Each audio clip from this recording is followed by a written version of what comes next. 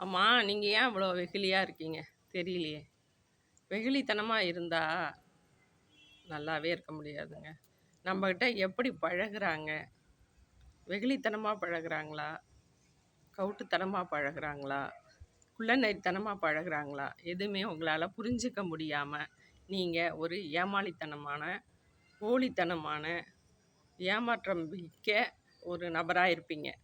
அத புரிஞ்சுக்காம, நம்மளால அத புரிஞ்சுக்க முடியாம, அவங்க வந்து நல்லா பழகுறாங்க, நல்ல விதமா சொல்றாங்க, நல்லத செய்வாங்க அப்படின்னு நம்பி இருப்பீங்க. ஆனா, அதேமாரி மனுஷர பார்க்கவே முடியாதுங்க. நல்லா காப்பு வச்சுட்டு போயிடுவாங்க. அப்ப புரியாது நமக்கு.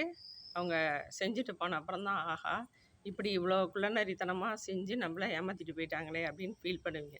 அதுமாரி இருந்ததுனாலும் உங்களுக்கு பயம் கிடையாது. நீங்க நல்லதே செஞ்சிருக்கீங்க.